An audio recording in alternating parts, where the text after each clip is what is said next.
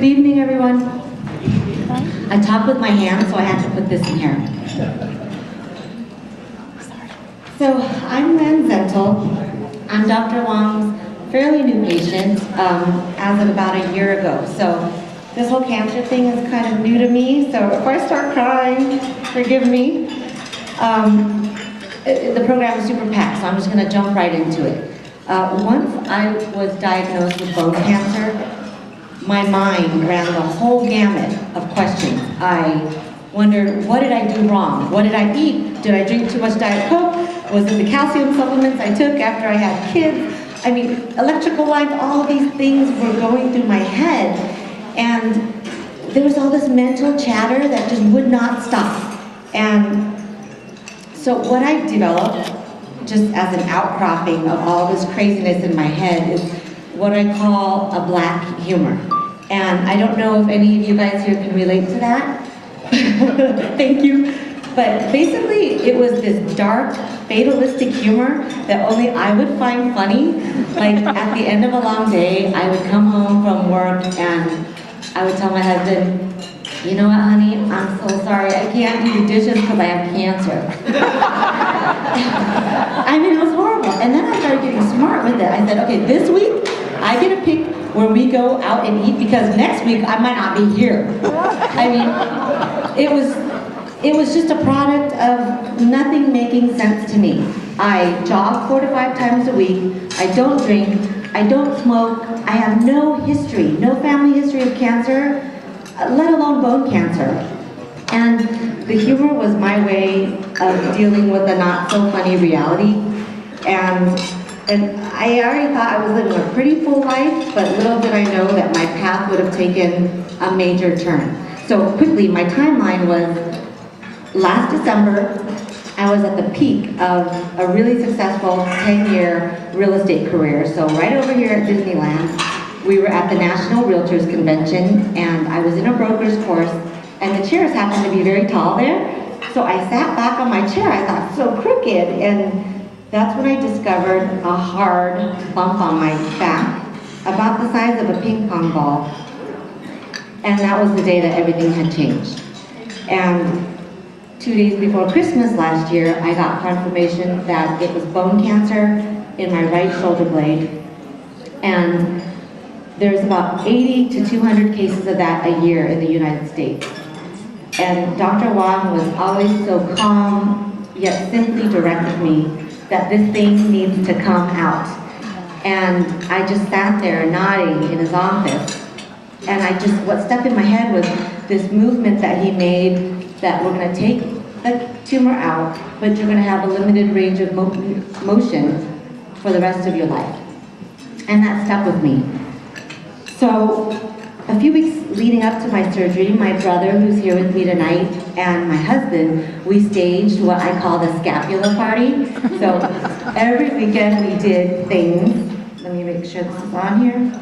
So we did things, all things shoulder blade. So what I thought would be my last time doing these activities. So here's me and my nephew playing tennis. I hear I'm not allowed to do a backhand anymore. And I went stand-up paddleboarding in the ocean, and we went rock climbing in the desert. That's just right outside of Las Vegas. And it was just, it all led up to January 24th. This time, at the beginning of this year, I was admitted across the street for radical scapular resection and a 7-day hospital stay. And what I didn't know is right after the surgery would begin the most difficult 4 weeks of my life. It was a 4-week turnaround to wait for pathology results to come from the Mayo Clinic. And with heaven above, it just worked out that my cancer would not respond to chemotherapy or radiation, which kind of bummed because Dr. Sender seemed like a really fun doctor, but not offended that I don't work with you. And basically, those were the longest 4 weeks of my life. 4 weeks aged me, I think, 4 years. So during my 6-week recovery of the surgery, I started wondering, I mean, at that point, I just wanted to take a shower and I didn't know if I could shampoo my hair. Like, can I do makeup with my right arm? Or am I gonna make myself look like a clown? just privately told myself, no matter what happens, when I do start physical therapy, I would push myself to the limit, whatever limits they put on me. And the other thing is, I kind of secretly told myself that I wanted to get back up on the stand-up paddleboard.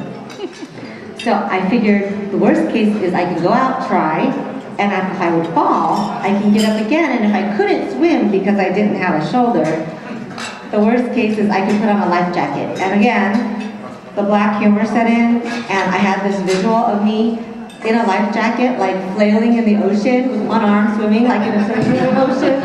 But I figured at least at best, the lifeguard would recognize me. And so a friend who also happened to be an orthopedic surgeon sent me to a physical therapist who specializes in shoulder rehab. He actually works with professional surfers to get them out back on the water, in the water.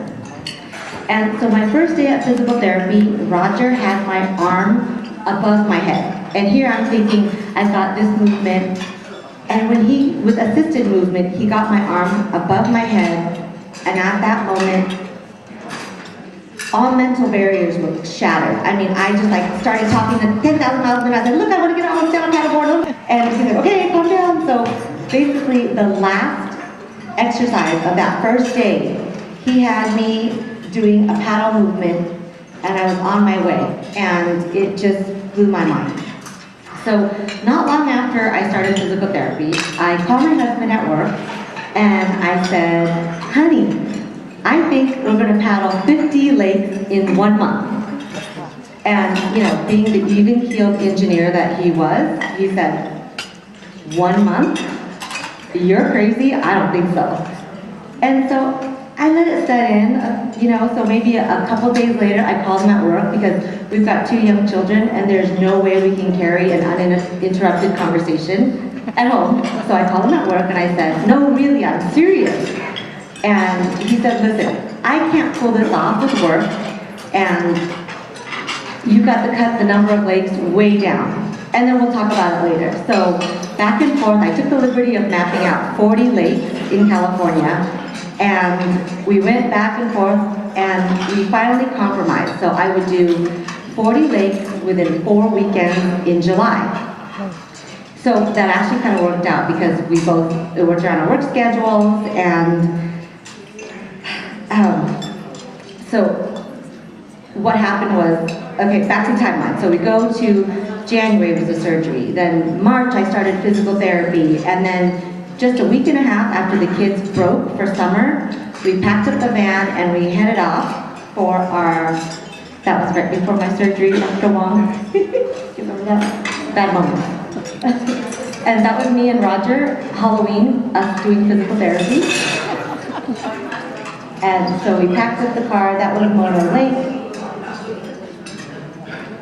And so I get the most frequently asked question was, are there 40 lakes in California? And I thought, if you have to ask that, then you need to get out more often because there's hundreds of lakes in California. So paddling for us was the experience of a lifetime. Our kids picked up paddling. My son fished out a freshwater lobster. My sweet husband took on and off this heavy, cumbersome paddleboard 80 times. Oh, that was our whole setup. Sorry, wrong way. And those are the kids. They're 7 and 9. And there was our freshwater lobster, believe it or not. I don't know how that came there. And so basically, we ended up in corners of the Sierra Nevadas that were so beautiful and so many, and people would just dream of seeing in a lifetime. It was amazing. So basically, the last weekend of paddling, the 4th weekend, I really mapped around the Yosemite Sierra area, and I mapped the last lake to be Bass Lake. It's the lake where we've been going, my husband and I, every summer since our teenage years. And we had my brother-in-law come spend the night, that last night of camping. We woke up early at dawn, and there was an absolute calm over the air. And I remember waking up, everyone was still sleeping, and there was this summery, piney, sappy smell, and I followed my husband down the footpath. And we made our way to the water's edge, and he launched me, And it was so quiet.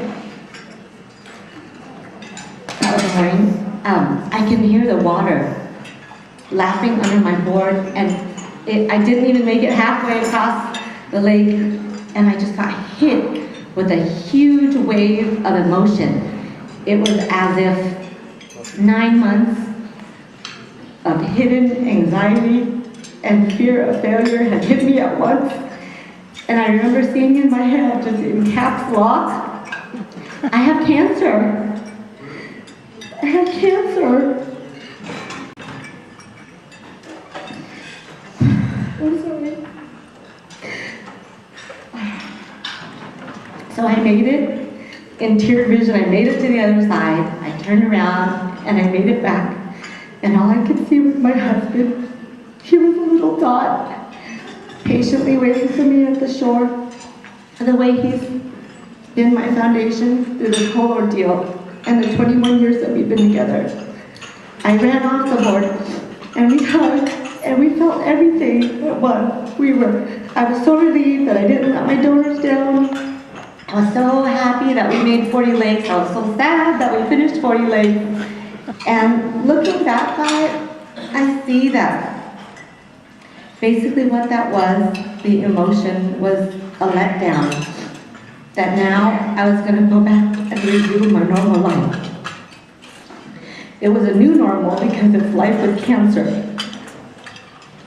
Everything from the time that I was diagnosed was go, go, go, go, go for the kids. Do laundry, dishes, dinner, homework. Keep the clients happy. Keep my family as unworried as possible. Be normal. I just kept on telling myself to be normal. And I think we all process cancer differently here. And I wasn't one to mull on cancer, but I barreled through it, hoping to make good of a bad. And in the end, we raised a humble $2,000 from friends and family, and it went directly here to a fund with my beautiful social worker, Annie Huntercock, and she helped me develop a fund where this money would go in the form of $50 gift cards in food and gas to Chow Center patients who have financial difficulty.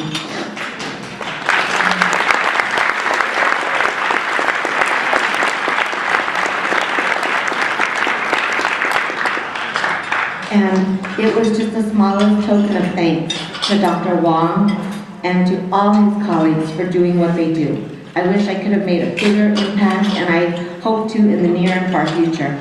Because of Dr. Wong, I'm able to stand here tonight and tell you that he fought my cancer.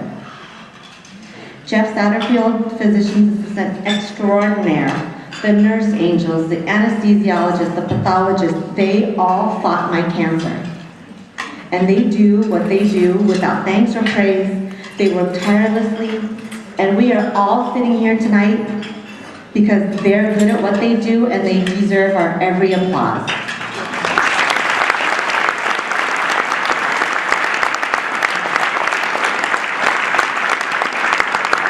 So they've given of themselves and they inspire me to do my part to give of myself to my community.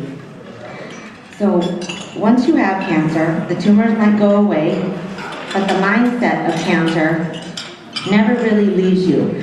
I say that I live with this invisible cancer badge, where the thought of recurrence and metastasis is never far from thought. And it doesn't paralyze me, it doesn't make me pessimistic. It just reminds me on a daily basis to keep life in perspective, to constantly hold myself to task. What am I doing to help others? What can I do more? And I don't get the chance to speak with other cancer survivors to ask, what do you ask of yourself post-cancer and living through cancer? So this is my paddling blog. You can get the play-by-play at 40within4.org. And basically, to summarize, before cancer, my life was pretty scattered. Between career, marriage, young kids, trying to squeeze in everything with everyone. And in a weird way, cancer was a gift, albeit a stressful and unforgiving gift. But what cancer forced me to do was to slow down and not sweat the little things, it made me focus. And so to follow up, since the surgery and physical therapy, I still do physical therapy twice a week, and that's pretty much forever. But I have since rock climbed again, and I do plan on getting back to tennis. And one good thing is I have yet to use a life jacket because I can swim in a straight line.